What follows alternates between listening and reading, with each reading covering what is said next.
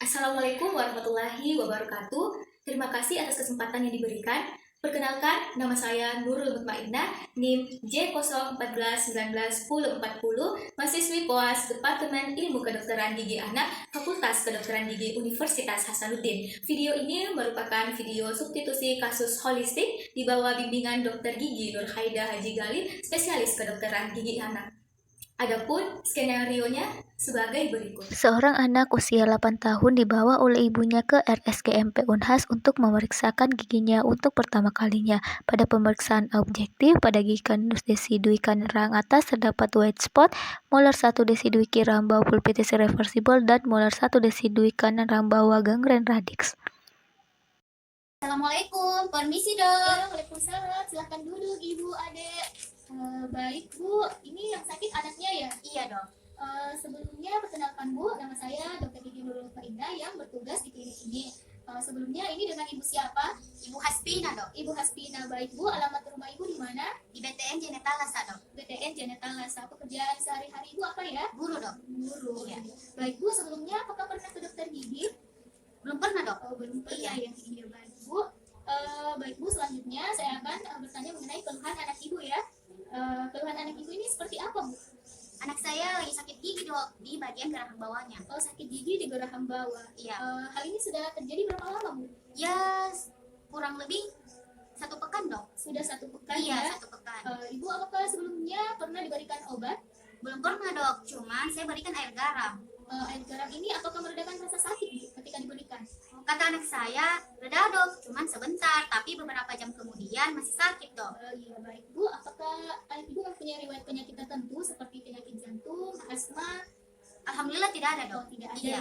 Iya baik bu. Untuk obat bu, apakah ada alergi obat tertentu yang tidak bisa dikonsumsi oleh anak ibu? Alhamdulillah juga tidak ada dok. Tidak ada ya bu. Iya baik bu. Kalau untuk lahirnya anak ibu, apakah lahir secara normal? Iya normal dok. Normal ya, bukan sesar ya bu? Bukan normal. Iya baik bu. Kalau imunisasi pada anak ibu sendiri, apakah dilakukan secara lengkap? Iya secara lengkap. Secara lengkap ya bu. Tidak terlewatkan ya bu? Tidak. Termasuk tetanus ya? Iya tidak. Pokoknya semua dok. Iya semua. Baik bu. Adek, dokter mau tanya-tanya sedikit boleh? Boleh dok. Iya ini adek namanya siapa? Pia dok. Pia umurnya berapa tahun? 8 tahun dok. 8 tahun. Oh Pia sekarang sudah kelas 3 ya? Iya dok. Baik Pia, ini ya sakit giginya sudah beberapa hari ini ya? Iya dok. Baik, dulu pernah sakit gigi seperti ini tidak Pia?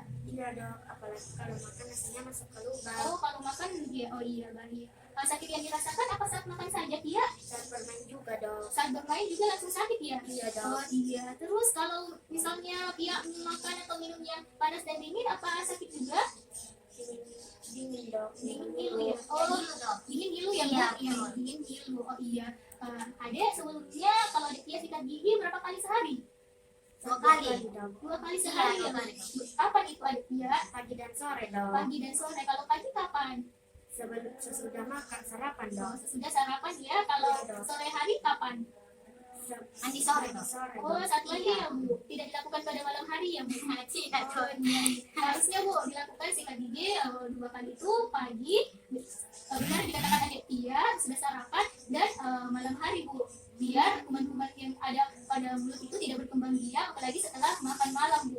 Oh ternyata salah ya. Iya ya nanti sering ya Pia. Jadi sikat gigi di malam hari ya. Iya dok. Ya baik bu, nanti selanjutnya saya akan melakukan pemeriksaan pada gigi anak ibu terlebih dahulu ya. Iya dok. Adik Pia nanti dokter periksa dulu ya. Iya dok. Selanjutnya kita akan melakukan pemeriksaan ekstraoral dan intraoral. Tetapi sebelumnya operator telah melakukan cuci tangan sesuai ketentuan dari WHO dan telah menggunakan pelindung diri berupa masker dan handscoon. Selanjutnya kita melakukan pemeriksaan ekstraoral di mana pasien telah diinstruksikan untuk duduk di dental unit dan posisi pasien ialah semi supin posisi pasien semi supin dan kemudian kita melakukan pertama pemeriksaan dari pemeriksaan wajah. Kita melihat apakah bentuk wajahnya itu lebar, panjang, pendek.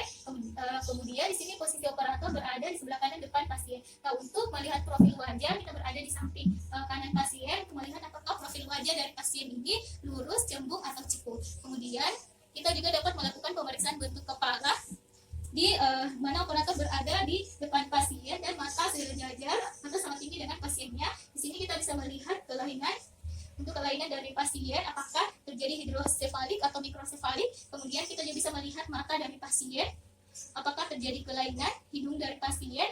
Kemudian juga kita bisa lihat dari bibir pasien, apakah terjadi laserasi atau luka dan apakah pucat atau tidak. Kemudian kita juga bisa lihat ceping telinga dari pasien, adakah kelainan atau ketidakseimbangan dari ceping telinga. Kemudian kita lakukan pemeriksaan kelenjar getah bening dengan menggunakan 3 jari dan posisi operator berada di belakang pasien. Dokter periksa dulu ya. Kita lakukan perabaan pada bagian submandibular dari pasien. Sakit dok? Oh iya sakit ya. Oh iya.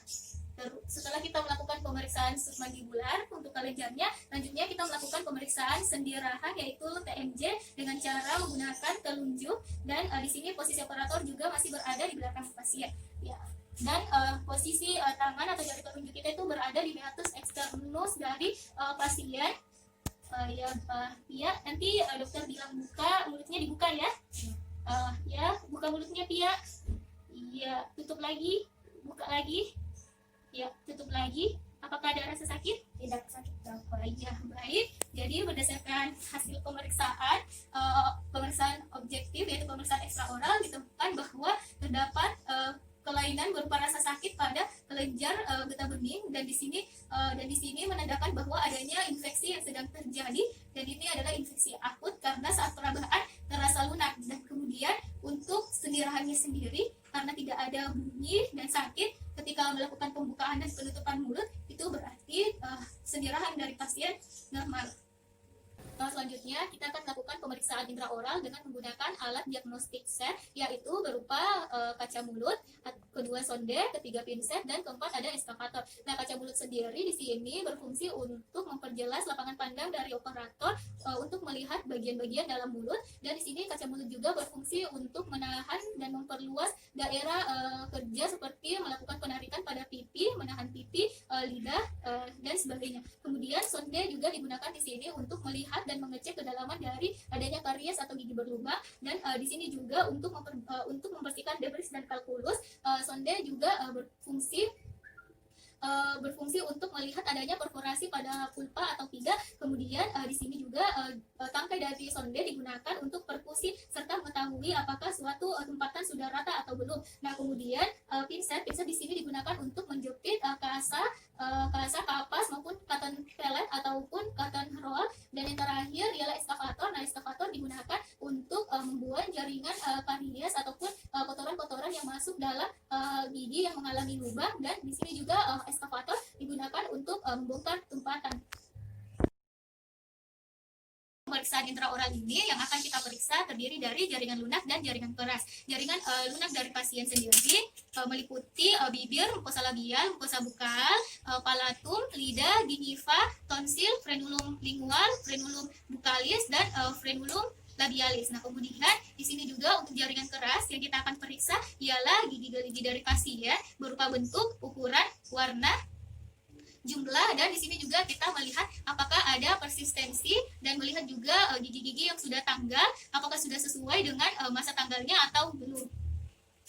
Ya, baik. Adek Pia, nanti dokter periksa ya. Nanti dokter mau kasih masuk ini alat namanya kaca mulut, tidak apa-apa ya? Iya. Jadi tidak sakit kok. Dicoba. Apakah sakit? Tidak ya? Iya. Selanjutnya kita lakukan pemeriksaan intraoral dari pasien yang buka mulutnya. Di sini kita melihat jaringan lunak dari pasien, memperhatikan. Buka lagi nak, buka lagi Pia mulutnya. Apakah ada kelainan mulai dari bibir, lidah, dasar mulut. Kita lihat apakah terjadi pembengkakan yang abnormal seperti adanya ranula. Kemudian kita perhatikan juga tonsil, apakah ada pembengkakan atau tidak. Kita perhatikan mukosanya juga, adakah penyakit atau kelainan.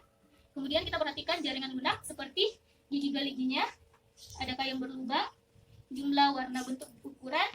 Kemudian kita lihat juga gigi yang tanggal, apakah sudah sesuai dengan waktu tanggalnya, dan kita bisa lihat juga adakah gigi yang persistensi dari pasien atau tidak.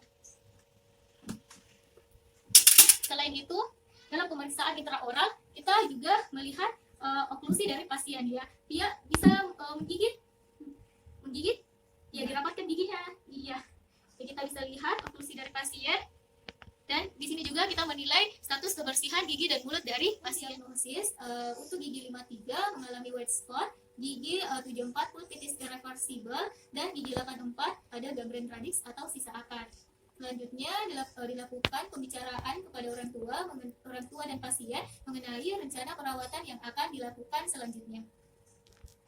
Ya baik Bu, tadi saya sudah melakukan pemeriksaan pada anak Ibu, dan di sini Bu saya dapatkan memang sudah ada gigi yang berlubang dan bahkan ada yang sudah sisa akar Bu. Dan di sini juga saya dapatkan ada gigi yang tanda-tanda sudah mulai risiko untuk mengalami gigi berlubang. Nantinya Bu, di sini untuk gigi yang mengalami lubang yang cukup luas, nanti saya akan melakukan perawatan saluran akar. Nah, perawatan saluran akar ini bertujuan untuk menjaga gigi anak Ibu ini tidak dilakukan pencabutan sehingga giginya masih dapat bisa dipertahankan. Kemudian Bu, untuk gigi yang sisa akar karena sudah tidak bisa lagi dipertahankan, saya akan melakukan pencabutan. Nah, nantinya Bu, karena mengingat usia anak Ibu ini 8 tahun dan gigi pengganti yang akan tumbuh masih cukup lama, nanti saya akan melakukan perawatan space maintainer. Nah, space maintainer ini Bu bertujuan untuk menjaga ruang untuk gigi tetap dari anak Ibu sehingga tidak terjadi kekurangan ruang nantinya. Dan tadi ada juga bercak putih saya lihat pada gigi anak Ibu yang merupakan tanda akan bisa terjadi gigi berlubang yang lebih lanjut jika tidak kita tangani segera. Nantinya saya akan melakukan pengaplikasian fluoride yang disebut topical aplikasi fluor pada gigi anak Ibu ini ya Bu. Oh iya baik Bu, selanjutnya saya akan melakukan perawatan. Jika Ibu bersedia, Ibu bisa mengisi dan menandatangani inform consent ini. Inform consent ini Bu merupakan tanda persetujuan bahwa Ibu setuju dilakukan perawatan pada anak Ibu. Baik Dok. Oh, iya. Silakan ditandatangani Bu dan diisi.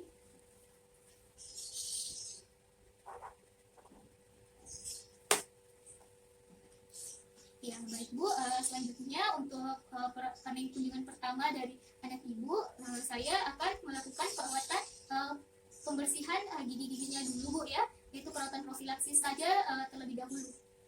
Baik.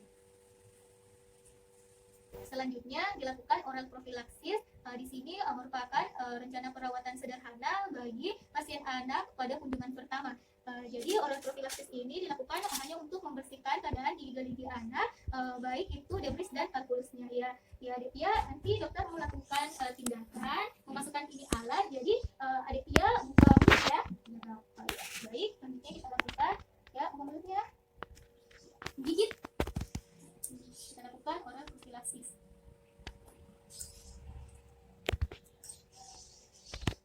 Setelah dilakukan oral profilaksis, selanjutnya kita akan memberikan terapi simptomatik berupa resep dan rujukan radiologi. Dalam hal ini rujukan foto radiologi yaitu foto panoramik dan periapikal kepada orang tua, dalam hal ini ibu dan pasien anak.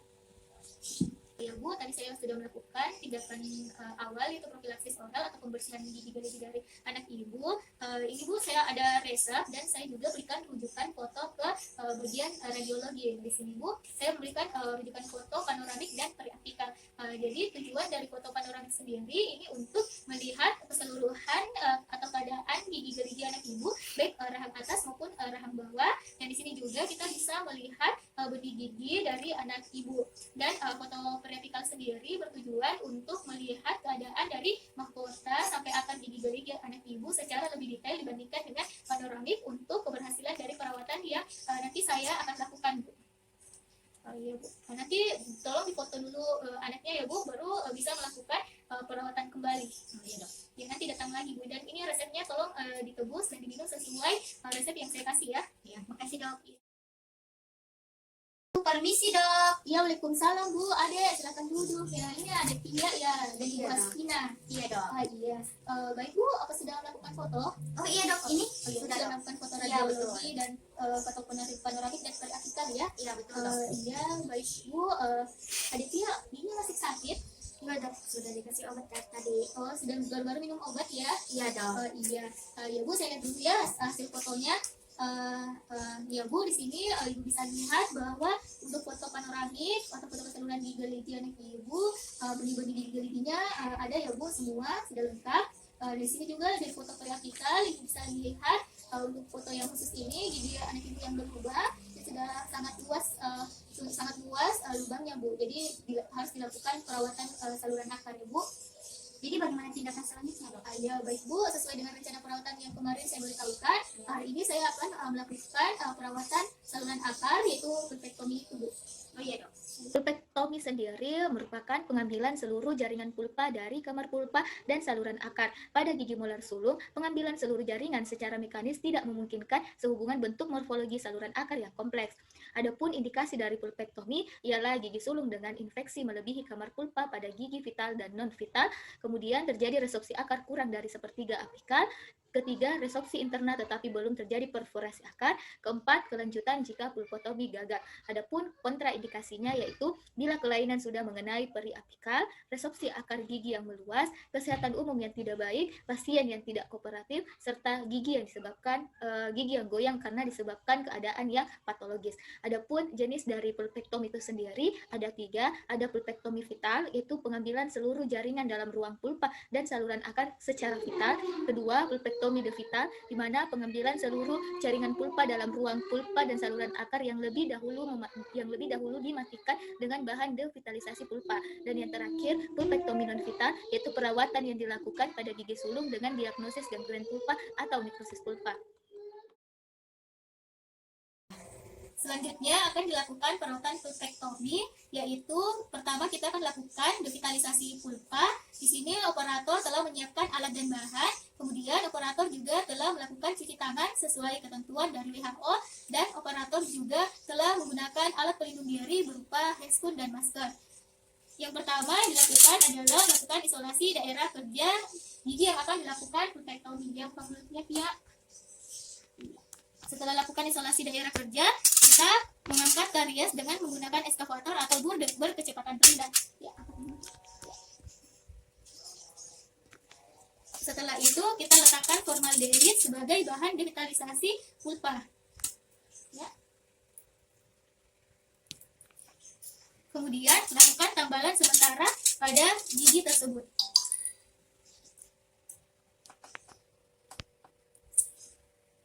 Dan kita melakukan cek oklusi. Ya, Pia coba menggigit. Apakah ada rasa tidak enak? Tidak dok. Oh, sudah tidak ya. Kemudian lakukan kontrol 1 pekan setelah kunjungan ini. Ya baik Bu, tadi saya sudah melakukan perawatan awal dari perawatan saluran akar. Jadi saya mematikan saraf dari gigi anak Ibu. Ya nanti Ibu datang lagi ke sini untuk melanjutkan perawatannya ya Bu. Jadi kapan lagi saya datang dok? Ya 1 pekan dari kunjungan ini ya Bu, datang ke sini lagi untuk melanjutkan perawatan. Oh ya. Assalamualaikum, permisi dok. Ya, waalaikumsalam Ibu. Ade silahkan masuk. Ini Bu Hastina ya? Iya betul. Ini ada Pia. Ya halo ada Pia. Iya Bu, selanjutnya ini kan sudah kunjungan ketiga. Saya akan melanjutkan perawatan dari adik Pia, Ibu. Nantinya saya akan melanjutkan perawatan saluran akar kemarin, yaitu saya akan melakukan preparasi dari saluran akarnya ya Bu. Oh iya, operator telah mempersiapkan alat dan bahan, kemudian operator juga telah melakukan cuci tangan sesuai standar dari WHO, dan operator juga telah menggunakan alat pelindung diri berupa handscoon dan masker. Jadi selanjutnya yang pertama dilakukan pembongkaran tempatan sementara. Ya, adik dia dokter mau melanjutkan perawatan ya. Dia buka mulutnya. Yang dilakukan pembongkaran pada tempatan sementara. Ya, kemudian kita lanjutkan preparasi hingga mencapai orifisium. Kemudian kita mengeluarkan jaringan pulpa dengan menggunakan jarum ekstirpasi. Kita keluarkan. Kemudian setelah itu kita lakukan irigasi menggunakan natrium hipoklorat. Kita lakukan irigasi. Setelah itu kita gunakan Key-File untuk mengukur panjang kerja dari angkat mulutnya. Key-File untuk mengukur panjang kerja dari gigi pasien, dan di sini kita ukur panjang kerja dengan melakukan fotoradiologi yaitu foto periapika. Ya baik Bu, saya akan foto dulu anak Ibu ya untuk mengukur panjang kerja dari giginya. Ya dok, baik. Silahkan. Ya, setelah dilakukan foto panjang kerja, di sini kita akan lanjutkan preparasi saluran akar. Ya, preparasi saluran akar. Kemudian kita lakukan irigasi. irigasi agar tidak terjadi penumpukan debris-debris. Setelah itu, menggunakan paper point untuk mengeringkan saluran akar ya. Ya, selanjutnya kita gunakan medikamen bahan CHKM. Menggunakan medikamen bahan CHKM sebagai antibakteri dan antiinflamasi. Ya,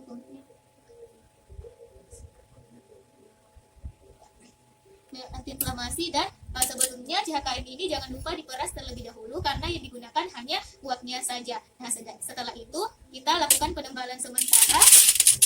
Ya, buka mulutnya nak. Iya, dibuka, kita lakukan penembalan sementara. Ya sudah, tutup mulutnya. Dan di sini minta pasien untuk menggigit ya, menggigit. Ada yang lain aneh dirasa tidak? Tidak. Oh ya tidak, karena sudah tidak ada untuk oklusinya berarti sudah aman dan kita bisa melanjutkan perawatan selanjutnya. Ya Bu, tadi saya sudah melanjutkan perawatan yang tadi saya lakukan itu mempersiapkan saluran akar dari gigi anak ibu. Kemudian saya juga sudah memberikan obat pada saluran akar anak ibu dan diharapkan agar obat ini dapat bekerja efisien. Jadi ibu nanti datang kembali untuk melanjutkan perawatan ya Bu. Jadi saya datang lagi besok dok? Oh tidak Bu, nanti ibu datang itu 3 hari ke depan dari kunjungan ini. Oh begitu ya dok? Iya. Nanti adiknya datang lagi ya 3 hari ke depan. Iya. Makasih dok. Assalamualaikum, permisi dok. Waalaikumsalam, silakan duduk Bu, adek. Ya Bu, ini dengan Ibu Hastina ya? Iya betul dok. Ini adek Tia. Iya dok. Iya adek Tia, bagaimana giginya sudah tidak sakit? Tidak dok. Oh sudah tidak sakit ya Bu. Ibu juga lihat sudah tidak sakit giginya. Iya, sudah tidak ada keluhan dok. Oh iya baik Bu. Selanjutnya kita kan melanjutkan perawatannya, tetapi kan kita baru memberikan medikamen atau bahan obat di saluran akar. Jadi saya mau cek kembali dulu apakah masih ada bau atau tidak. Kalau sudah tidak ada bau, saya akan lanjutkan perawatan. Jadi kita nanti dibuka dulu ya gigi yang sudah ditambal kemarin. Iya dok. Iya. Dilakukan pemeriksaan kembali pada gigi yang telah diberikan medikamen saluran akar. Kemudian di sini kalau medikamennya tidak bekerja dengan baik akan dilakukan penggantian obat. Dan di sini operator telah menyiapkan alat dan bahan dan operator telah melakukan cuci tangan dan telah memakai alat pelindung berupa handscoon dan masker. Ya, adik Tia, nanti dokter mau buka tambal giginya yang kemarin ya. Dan di sini adik Tia nanti dia dokter mau memasukkan sesuatu lagi kalau misalnya bahannya tidak bekerja yang kemarin. Bisa ya? Tidak apa-apa ya? Iya dok. Ya, nanti Tia buka mulutnya. Iya. Ya, selanjutnya kita lakukan pemeriksaan terlebih dahulu. Ya, tidak sakit ya? Iya dok. Iya. Selanjutnya kita buka tambalan sementara. Setelah kita melakukan pembukaan pada tambalan sementara, kita mengecek bau eksudat dengan menggunakan paper point. Ya. Setelah dicek ternyata masih terdapat bau, jadi saya mengganti medikamennya dengan medikamen Cresopen yang sebelumnya medikamen saluran akarnya adalah CHKM. Cresopen sendiri ini memberikan efek bakterisida dan antiinflamasi dan juga sangat indikasi bagi bahan obat saluran akar untuk gigi sulung. Ya, ini buka mulutnya ya, Tia mau dokter memasukkan bahan lagi ya. Nah, ada sakit kan? Ya. Setelah itu kita lakukan tambalan sementara kembali. Mulutnya Tia, dokter tutup lagi ya. Ya. Nah, ya, coba kemudian kita mengecek oklusi dari pasien. Coba gigit. Ada yang tidak nyaman? Tidak dok. Sudah tidak ada ya? Iya. Iya. Sudah tidak sakit kan kalau digigit begini? Tidak. Iya. Selanjutnya kita instruksikan kepada pasien untuk lakukan kontrol 1 pekan kemudian.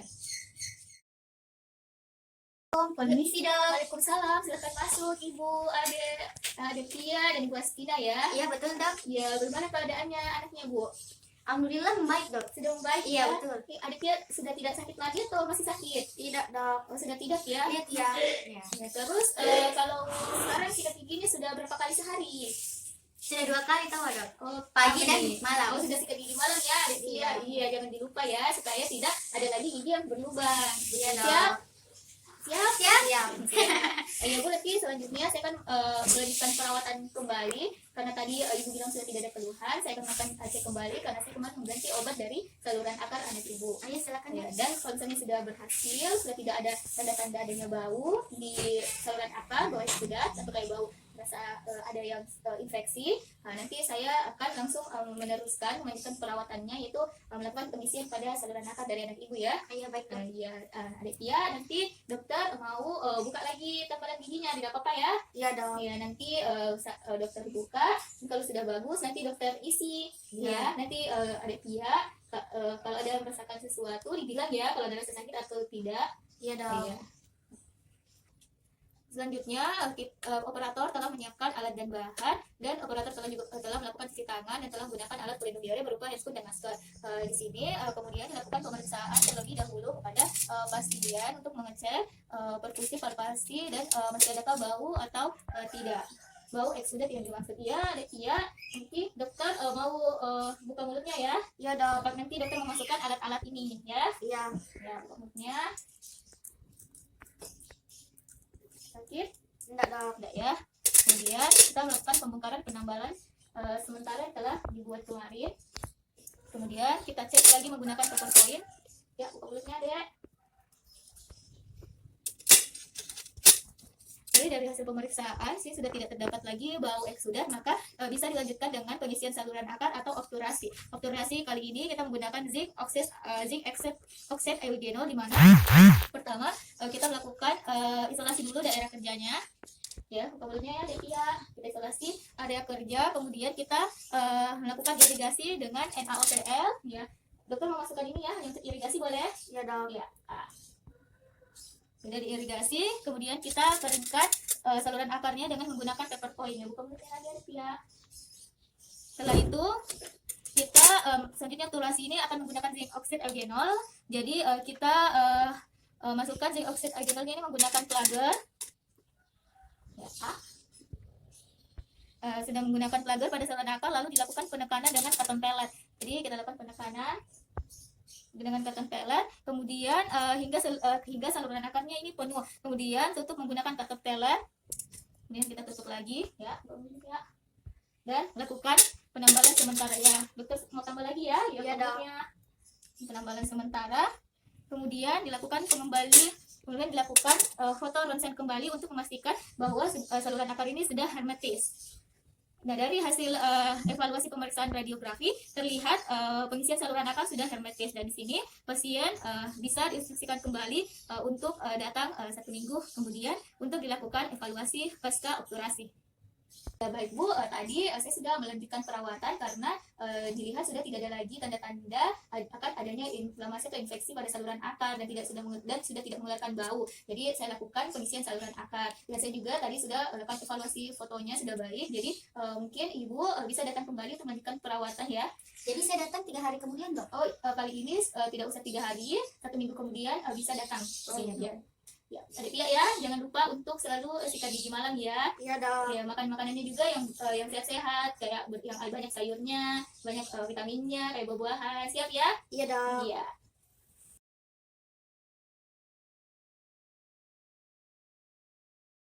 Assalamualaikum, permisi dok. Waalaikumsalam Ibu, Ade silahkan masuk. Ya baik Bu, selamat sore. Ya. Bagaimana Bu? Apakah masih ada keluhan dari anak Ibu? Misalnya rasa sakit? Alhamdulillah tidak ada dok. Saya tidak sakit ya Pia? Iya dok. Jadi sekarang sudah enak bermain ya? Iya. Iya sudah enak bermain. Oh ya Bu, ini saya akan melakukan lanjutan perawatan kembali untuk anak Ibu ya? Iya dok. Iya. Ya, akan dilakukan perawatan lanjutan dari pulpektomi, yaitu pertama terlebih dahulu mengecek atau mengevaluasi saluran akar dari pasien yang telah dilakukan pengisian. Kemudian setelah itu ketika semua tanda-tanda tidak menunjukkan adanya kegagalan, baru dilakukan restorasi permanen tetap, di mana base yang digunakan GIC, dan restorasi tetapnya ialah menggunakan composite karena mengingat usia anak 8 tahun dan gigi yang akan dilakukan penambalan adalah gigi yang membutuhkan tekanan kunyah yang cukup besar, yaitu gigi geraham. Jadi selanjutnya kita minta pasien dulu untuk berkumur-kumur. Ya, kumur. Ya, Dek Pia, dokter mau periksa lagi ya gigi-giginya seperti yang kemarin. Ya, dok. Dokter memasukkan ini boleh ya? Iya. Ya, buka mulutnya. Enggak sakit ya? Sakit? Tidak. Oh, sudah tidak sakit ya? Ya. Sudah tidak sakit. Jadi kita lanjutkan dengan penambalan tetap dengan menggunakan komposit, tapi sebelumnya kita lakukan subbase dari gigi tersebut menggunakan GIC. Dan kita bongkar dulu tambalan sementara yang kemarin. Bongkar. Kemudian kita masukkan subbase GIC-nya untuk mulai melakukan penembalan permanen dengan komposit. Di sini yang pertama kita lakukan etsa terlebih dahulu pada gigi pasien itu selama 20 detik, kemudian dibilas, dikeringkan sedikit, lalu kita lakukan bonding. Pengaplikasian bonding ini juga menggunakan microbrush selama 20 detik, lalu kita light curing. Setelah itu kita lakukan kemudian setelah itu kita aplikasikan resin komposit dan kita light curing sekitar 10-20 detik, dan kita kontur gigi-giginya sebelum di light curing tadi untuk resin kompositnya, dan lakukan finishing pada tambalan, finishing dan polishing sesuai bentuk anatomis gigi, dan coba melakukan cek oklusi pada pasien. Ya baik, Aditya coba menggigit. Apa ada rasa yang tidak enak? Tidak, Dok. Sudah baik? Iya. Tidak sakit lagi ketika digigit di sini? Iya. Oh iya. Assalamualaikum. Waalaikumsalam. Silakan masuk Ibu Ade. Ini Ibu Hastina dan Adetia ya. Ya, betul, Dok. Iya, ini kemarin kita sudah melakukan penempatan atau tambalan tetap dari gigi anak Ibu. Apa masih sakit? Iya. Tidak, Dok. Sudah tidak ya? Iya. Bisa dipakai makan juga. Iya. Oh, bisa dipakai makan juga. Oh iya Bu, nanti ini selanjutnya saya akan melakukan tindakan pencabutan. Itu tidak sakit enggak, Dok? Oh, ini tidak sakit Detia. Nanti ini dokter kan memang ada sedikit sakit, tapi sakitnya sebentar saja ya, kayak digigit semut. Iya, Dok. Pernah digigit semut kan? Iya. Ya, nanti di sini dokter giginya akan lakukan suntikan sedikit, tapi sebelum disuntik juga dokter kasih bahan biar tidak terasa kalau itu disuntik. Iya, Dok. Iya. Nggak apa-apa ya, Detia. Iya, Dok. Ya, nanti kalau sakit, ya Detia jangan langsung menggerakkan kepalanya ya. Iya. Tapi angkat tangannya kalau misalnya ada rasa sakit ya. Iya. Iya. Ya Bu, nanti saya akan melakukan perawatan ya Bu ya. Iya. Ya, akan dilakukan perawatan lanjutan, yaitu di sini kita melakukan pemeriksaan terlebih dahulu untuk mengevaluasi hasil dari tempatan permanen dengan komposit. Begitupun obturasi yang telah dilakukan pada gigi 74. Kemudian akan dilanjutkan dengan ekstraksi atau pencabutan gigi 84, di mana di sini operator telah menyiapkan alat dan bahannya. Kemudian operator juga telah melakukan cuci tangan sesuai dengan ketentuan WHO, dan operator juga telah menggunakan alat pelindung diri berupa masker dan handscoon. Sebelumnya minta pasien untuk berkumur terlebih dahulu. Ya, Pia, kumpul dulu ya. Nah, setelah berkumur, kita lakukan pemeriksaan untuk gigi 74 ya. Telah dilakukan penambalan permanen atau tetap dengan menggunakan komposit. Ya, Pia, nanti dokter memasukkan alat ini lagi ya. Iya, Dok. Ya, Aditya buka mulutnya. Ya. Sakit? Tidak, Dok. Oh, sudah tidak ya. Iya. Yang ini sisakannya. Tidak, Dok. Tidak ya, tapi walaupun tidak, ini kan sumber kuman ya, Devia. Jadi dokter mau cabut ya. Iya, Dok. Ya, cabutnya tidak sakit kok, hanya sedikit saja seperti gigit semut ya. Iya, Dok. Ya, nanti juga ini dokter mau kasih masuk suntikan, tapi hanya sedikit ya. Dan sebelumnya dikasih obat juga dulu, jadi tidak akan sakit, oke? Sakitnya hanya sedikit, ya bisa Devia. Iya, Dok. Selanjutnya kita dalam pencabutan gigi 84 posisi operasi.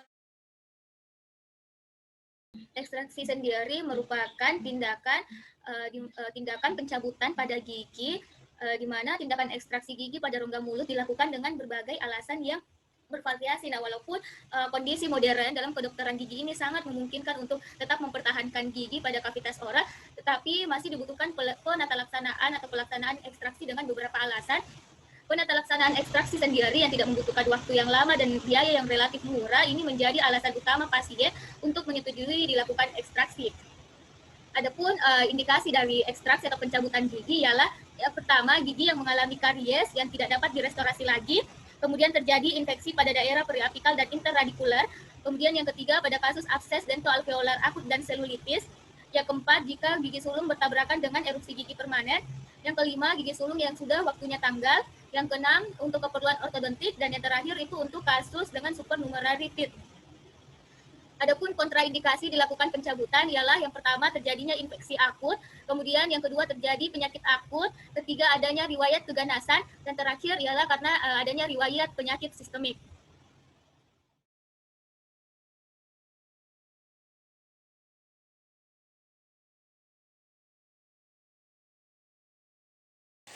Posisi operator berada di sebelah kanan belakang pasien dan pasien ini dalam posisi yang tegak. Kemudian di sini operator terlebih dahulu melakukan desinfeksi daerah kerja menggunakan povidone iodine ya. Ada Tia, dokter memasukkan ini boleh ya? Iya, Dok. Buka mulutnya.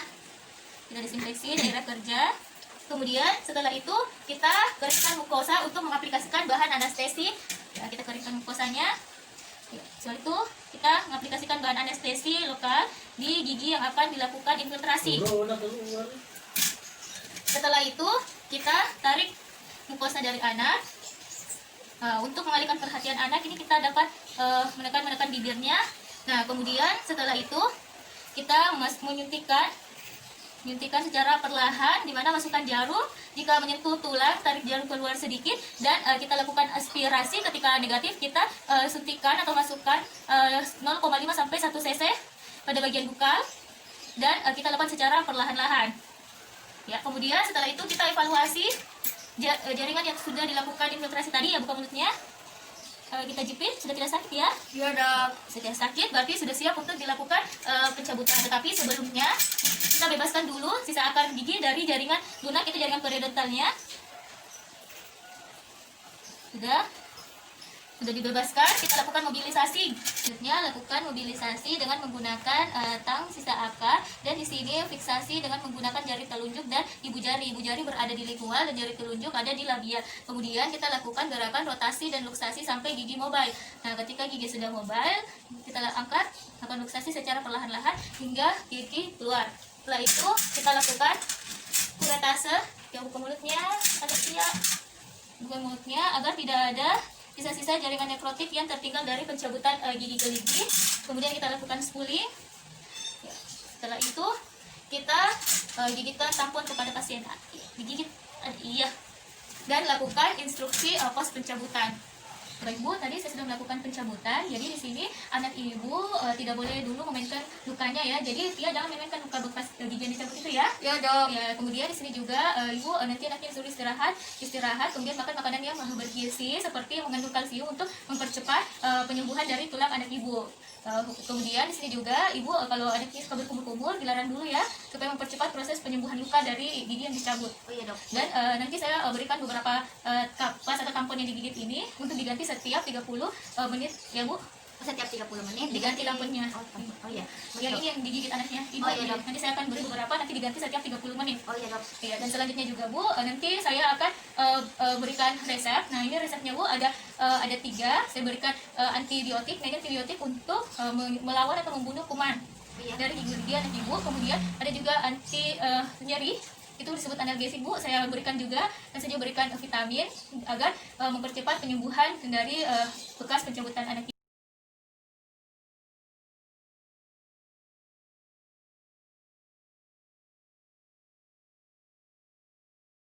Ya, waalaikumsalam Ibu. Ade, silahkan duduk. Ini dari mana? Ini Ade sama ibunya. Oh, dari sekolah, Dok. Oh, dari Iya, dari Ibu. ngajar, Oh, iya, iya. Dok. Bagaimana Ade Tia? Masih sakit? Enggak, Dok. Sudah tidak ada keluhan? Iya, Dok. Bagaimana lukanya? Sudah tidak berdarah lagi? Iya, Dok. Iya, sudah mulai terjadi penyembuhan ya Bu? Iya, betul, Dok. Iya. Jadi bisa. Iya Bu, ini selanjutnya saya akan melakukan perawatan yang sebelumnya saya jelaskan di awal kunjungan, yaitu menjaga ruang dari gigi yang sudah dicabut pekan lalu kan Bu. Iya. Jadi nanti saya akan melakukan pencetakan terlebih dahulu Bu.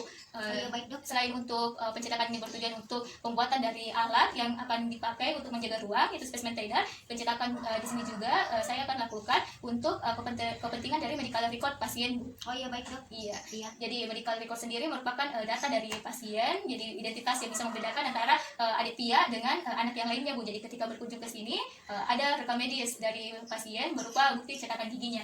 Oh iya, Dok. Ya, jadi adik Tia, dokter mau simulasikan dulu ya perawatannya. Sebentar kan dokter melakukan pencetakan gigi. Nah, nanti ini sendok cetak, namanya sendok cetak. Nanti dokter mau masukkan ke gigi adik Tia. Jadi Itu tidak sakit enggak, Dok? oh, ini tidak sakit nih, adik Tia bisa pegang. Apa ada yang tajam?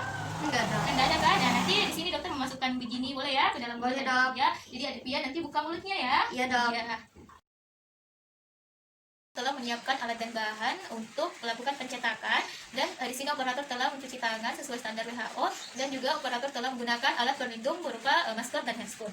Kemudian pertama kita instruksikan pasien dulu untuk berkumur sebelum dilakukan perawatan. Ya, berkumur dulu ya, Tia. Setelah berkumur, kita mensimulasikan atau mencobakan kepada pasien ketika ingin dilakukan pencetakan. Ya, Adik Tia, dokter mau coba ya, masuk di mulutnya dulu. Iya dong. Ya, jangan bawahnya dulu. Adik Tia buka mulutnya ya. Ya. Ya. Mulut. Ya, boleh didengarkan ya. Ya, gini ya, Adik. Bisa? Iya. Ya, oke ya. Nanti dokter kasih masuk ya. Oke, buka mulutnya. Ya. Nanti Adik Tia pas dokter kasih masukan ini lidahnya diangkat ya. Iya dong. Ya. Terus kalau yang gerang atas, ya, coba ya. Dokter mau coba juga. Ya, iya. Ya, ya. Nah, nanti kalau di sini yang diangkat di atasnya Adik Tia bernapas lewat hidungnya ya. Seperti biasa ya, supaya tidak muntah ya. Ya. Selanjutnya, di sini posisi operator untuk pencetakan rahang bawah berada di depan samping kanan depan pasien. Dan sebelumnya sebelumnya alginat telah dicampurkan pada rubber ball dan diaduk sesuai dengan ketentuannya hingga didapatkan konsistensi yang diinginkan. Kemudian dengan menggunakan spatel, bahan alginat tadi yang sudah diaduk ini dimasukkan ke dalam sendok cetak hingga mengisi seluruh sendok cetak dan kita ratakan. Lalu kita masukkan ke dalam mulut pasien. Ya, baik. Ya, bukan mulutnya. Ya. Kita ratakan. Ya, kita bantu dengan mirror untuk masuk dan kita lakukan fiksasi dari arah posterior ke anterior. Ya, tunggu hingga bahan cetaknya mengeras. Sehingga mengeras, kita lakukan penarikan dan minta di sini. Ya, jangan lupa untuk angkat lidahnya ya, Adik Tia. Ya. Sudah diangkat lidahnya, tunggu hingga mengeras. Jadi jika sudah mengeras, di sini kita angkat sendok cetak secara perlahan-lahan dari mulut pasien. Dan kemudian untuk rahang atas sendiri sudah dilakukan pengadukan dari bahan cetak dan sudah diisi sendok cetaknya. Di sini posisi operator berada di belakang pasien dan posisi pasien ini agak tegak agar tidak bahan cetaknya tidak masuk ke dalam mulut pasien ya. Buka mulutnya Adik Tia, dibantu dengan tangan kanan kita masukkan. Ya, kita tekan pipi-pipinya, lalu lakukan fiksasi kembali dari arah posterior ke anterior. Bernapas lewat hidung ya Adik Tia. Ya, seperti pernapasan biasa ya. Setelah mengeras, baru kita keluarkan dari mulut pasien secara perlahan.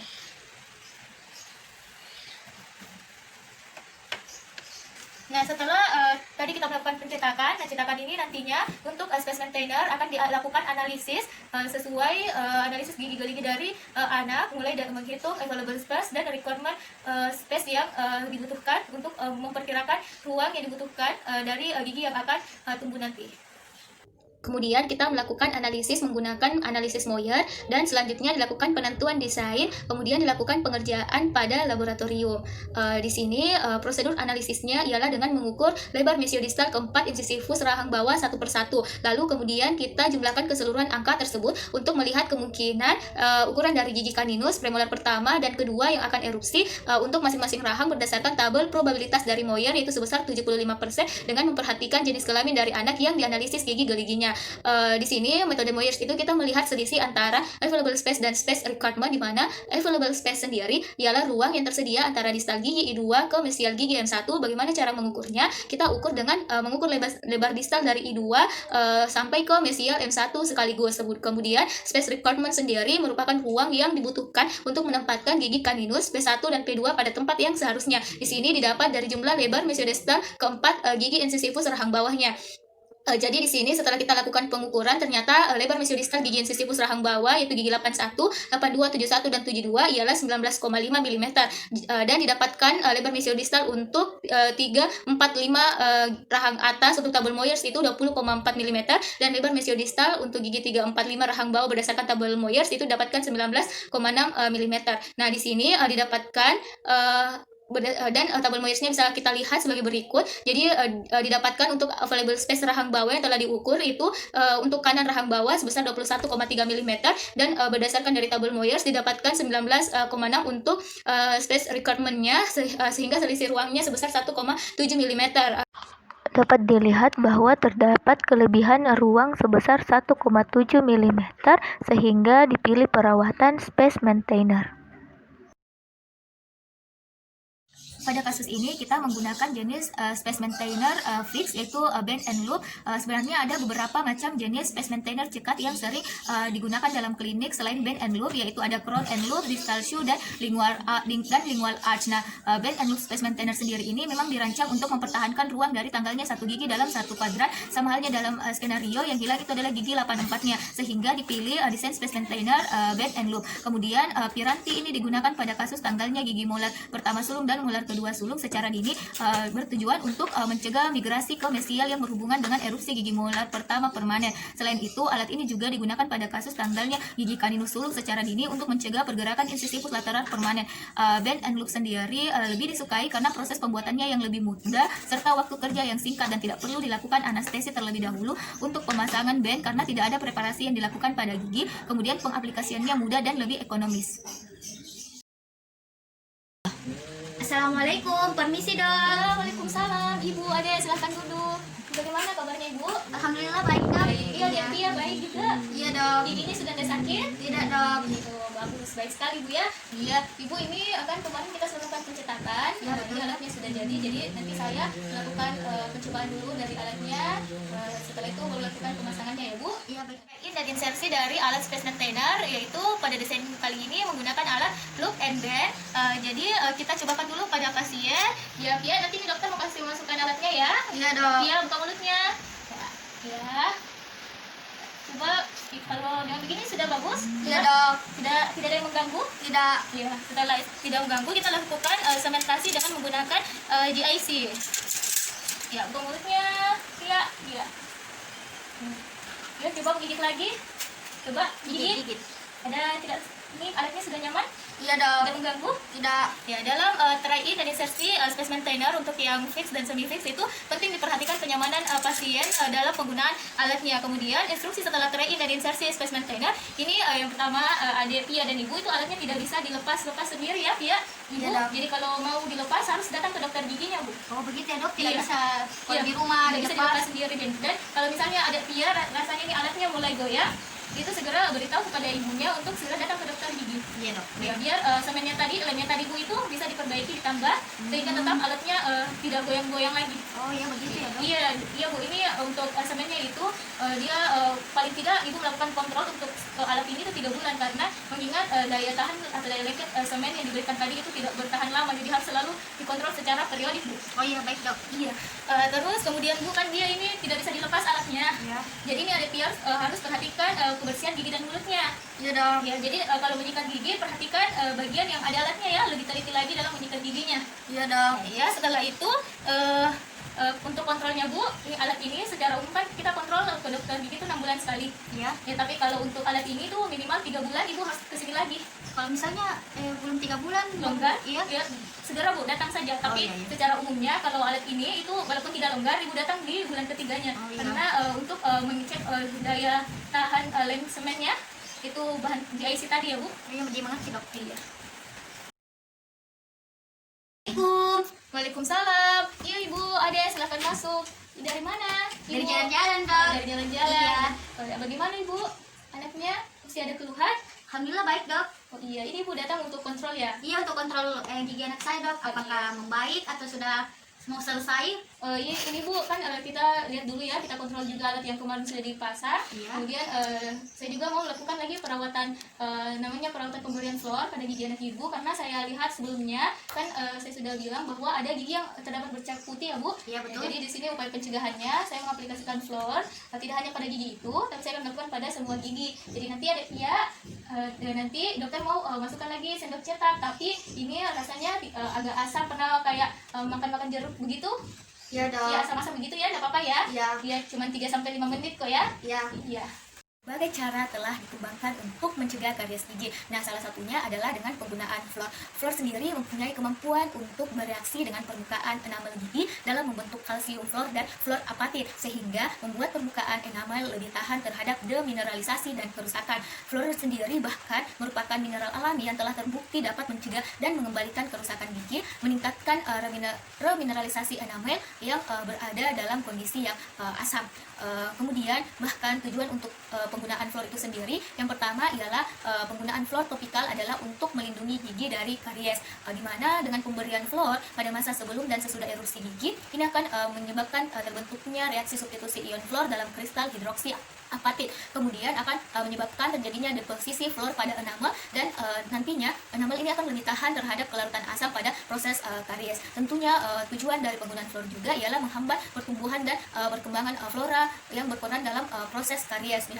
Fluor dalam saliva sendiri memberikan efek karies statik, karena yang pertama bisa mengganggu metabolisme organismenya, kemudian yang kedua menimbulkan akumulasi fluor dalam plak, dan yang ketiga bahkan dia dapat menghambat pertumbuhan dan perkembangan mikroorganisme.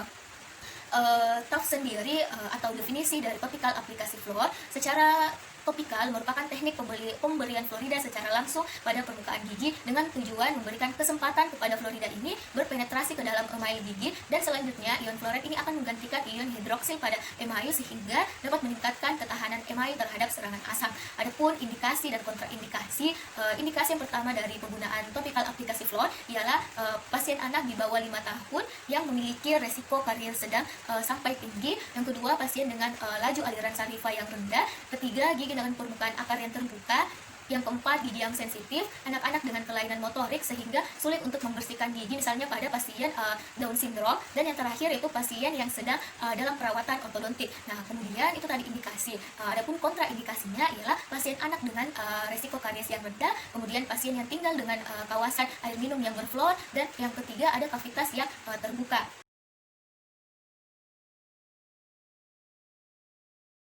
Dengan pengaplikasian topikal aplikasi fluor untuk mencegah terjadinya gigi berlubang pada gigi anak yang sebelumnya didapatkan adanya white spot pada gigi C-nya. Tetapi bukan hanya diaplikasikan pada gigi C, perawatan kali ini diaplikasikan untuk seluruh gigi gerigi anak, rahang atas dan rahang bawah sebagai bentuk pencegahan terhadap gigi berlubang. Kemudian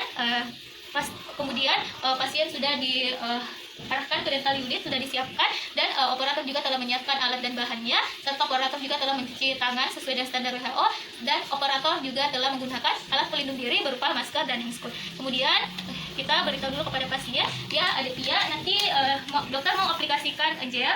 Gel itu kayak agar-agar ya, kayak gitu. Nanti dokter masukkan di sendok cetak, nanti ke sendok cetak, terus dimasukkan seperti ini. Ya, iya dok. Seperti pencetakan kemarin ya. Iya. Dan di sini rasanya agak asam, tidak apa-apa ya, Detia? Iya. Iya. Selanjutnya kita lakukan pembersihan gigi atau oral profilaksis menggunakan kumis dan air, dan diaplikasikan dengan beras. Kita lakukan oral profilaksis ya pada gigi gerigi anak keseluruhan. Setelah itu kita keringkan dengan bisa menggunakan saliva ejector isolasi daerah kerjanya, dan bisa juga menggunakan semprot ringan dengan teri steering way.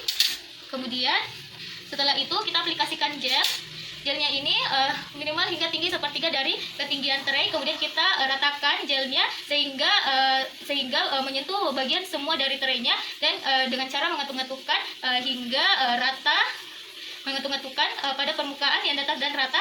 Kemudian kita masukkan pada mulut pasien, ya, iya. Kemudian kita bersihkan kelebihan, kita bersihkan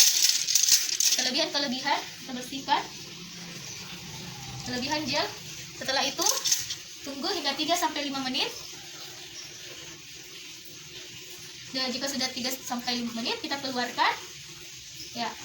Kemudian lakukan pada rahang atas terlebih dahulu. Kita minta juga pasien untuk buka kembali mulutnya, keringkan lagi gigi rahang atasnya, ya. Kemudian isi gel hingga sepertiga dari ketinggian tray. Sekian, kurang dan lebihnya mohon dimaafkan. Wabillahi taufiq wal hidayah. Wassalamualaikum warahmatullahi wabarakatuh. Pasien, ya. Iya, setelah itu kita buat kelebihan dari gelnya.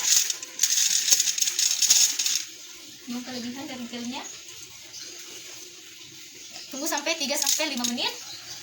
Setelah 3-5 menit kita keluarkan secara perlahan gelnya, dan meminta pasien untuk meludah ya, benar ya. Kemudian kita lakukan instruksi, pos dilakukan perawatan topikal aplikasi flor. Ya baik Bu, tadi sudah dilakukan pengaplikasian gel pada gigi anak Ibu untuk mencegah terjadinya gigi berlubang. Ya baik Bu, di sini setelah ini anak Ibu tidak boleh dulu melakukan berkumur-kumur selama 30 sampai 60 menit ya Bu. Oh, tapi selebihnya bisa. Iya, setelah 1 jam sudah bisa seperti biasanya. Oh, iya. Ya, jadi Pia nanti jangan dulu kumur-kumur pakai air ya. Iya dok. Iya, ini kenapa Bu? Biar bahannya meresap pada gigi dari anak Ibu dulu. Oh iya. Iya, ya, terus itu Bu, ya, tidak boleh juga makan dan minum selama 30 sampai 60 menit itu. Oh iya. Ya, dan Boleh mengunyah begitu biar apapun. iya, Dok? iya. Oh iya. Hanya seperti biasanya dulu Bu, kasih dalam keadaan normal sampai Iya, 30 betul. sampai 60 menit baru bisa melakukan aktivitas seperti biasanya ya Bu. Oh iya dok. Ya, nanti Bu datang kembali untuk kontrol Bu. Untuk kontrol normalnya itu 6 bulan, setiap 6 bulan. Nah, untuk space maintainernya yang alat alat kemarin yang kita pasang untuk menjaga ruangnya itu setiap minimal 3 sampai 4 bulan ya Bu. Oh iya dok. Ya, tapi kalau memang ada keluhan lain, Ibu bisa segera datang ke dokternya Bu. Oh iya baik dok.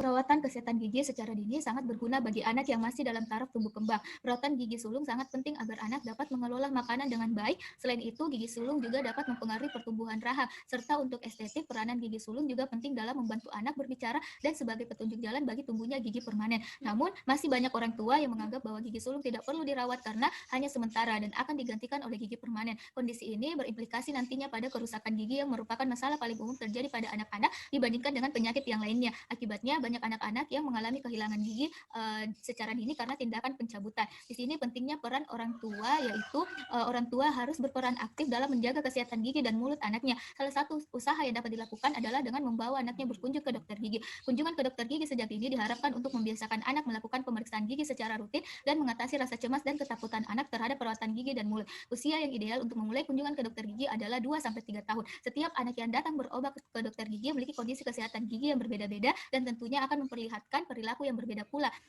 terhadap perawatan gigi dan mulutnya. Ada yang sangat kooperatif, ada yang kooperatif, kurang kooperatif, dan bahkan ada yang sama sekali tidak kooperatif. Perilaku yang tidak kooperatif ini merupakan manifestasi dari rasa takut dan cemas anak terhadap perawatan gigi dan mulutnya. Penyebabnya dapat berasal dari anak itu sendiri, orang tua, dokter gigi, ataupun lingkungan klinik. Oleh karena itu diharapkan bahwa dokter gigi selalu memberikan perawatan yang holistik atau paripurna dan menyeluruh terhadap kesehatan gigi dan mulut dari pasien anak, sehingga nantinya pasien anak ini akan terbiasa hingga dewasa untuk selalu memeriksakan gigi dan mulutnya. Sekian dari saya, kurang dan lebihnya mohon dimaafkan. Wabillahi taufik wal hidayah. Wassalamualaikum warahmatullahi wabarakatuh.